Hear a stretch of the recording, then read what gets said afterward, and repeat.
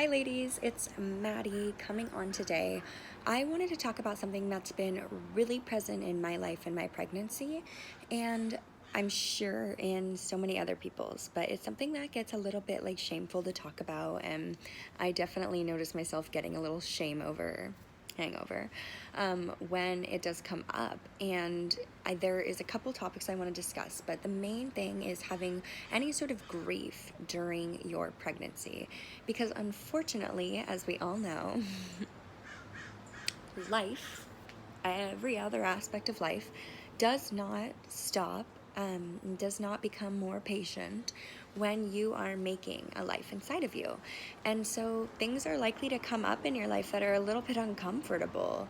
Maybe there's some family health issues, some family drama, relationship issues, dealing with your partner. Maybe your partner is different from the father of your child, or you have other children and other partners. Maybe you're just juggling a lot at once. Maybe your work life, your financial situation, right? There's things coming up causing grief. Maybe there's mental health issues going on with yourself, with family members, whatever the case might be, whatever that looks like for you. I want to dive into the topic of the guilt as a expecting mother that can be felt when we're experiencing grief, and the importance of letting it cycle through you, because there's a lot of the time where we don't want to experience these uncomfortable emotions because we know that baby receives the hormones, baby receives the chemicals that our body produces when we are feeling discomfort or fear, grief or shame or whatever, any of these kind of vulnerable feelings. But I do invite you to think about what about when we ignore them and when we push them aside, where do they go?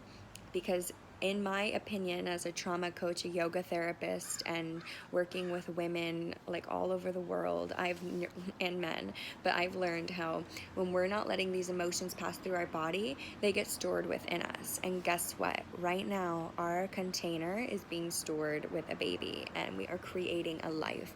So when we're storing uncomfortable emotions, we're planting those seeds within us, when if we just let them come up and out, up and out, up and out as needed, it would be a lot more effective and a lot safer for baby, because that would allow us to more quickly go into the happy emotions, the oxytocin, the serotonin, and the joyful hormones can begin to be produced to support our pregnancy and our baby.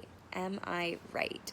So when we think about grief, we can think about all the things that might cause us sadness and just kind of be overwhelming, especially when you're having this huge hormonal change happen in your body, and life just doesn't seem to be slowing down for you. It just doesn't feel fair, and it can feel really aggressive and really heavy. It can be a lot on your shoulders.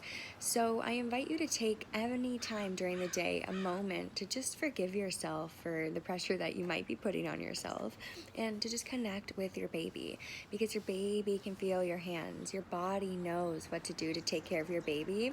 And don't forget, in a lot of cases, your baby is a lot smarter than you in this situation. Your baby is just doing what it needs to do to survive. It's brilliant. It knows exactly when it's time to come out. It knows exactly when it's going to kick you in the ribs or in the bladder or whatever the case might be. This baby is just living its best life, and it's not thinking about the grief. It's not thinking about the pain of the world. It has no idea. So the more you as a mother process these things out, through and out, effectively, the more you can spend time connecting with your baby and connecting with the beautiful soul that's inside of you. That again is just like a little yogi, a little meditator. It's just calm and peaceful and living its life and absorbing what it can and taking the nutrients from you unapologetically, okay? So just make sure you're fueling yourself physically and emotionally to be that support system and that mother for this child while it is still in utero. When grief begins to come up, if you feel the need to cry, if you feel the need to scream or express it or do any sort of physical movements to kind of push it out and away from you, really embrace those, because not only when you're pregnant, but anytime, you have the right to process anything however your body and your mind see fit.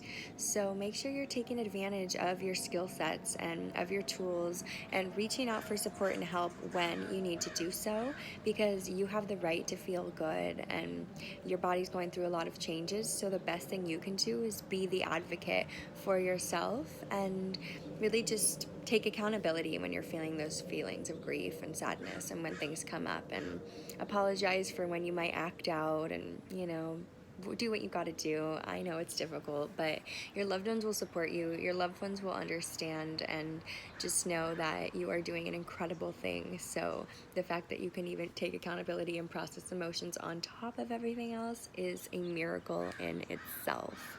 So I hope this brought some comfort to any mamas out there experiencing any pain or grief in their pregnancy.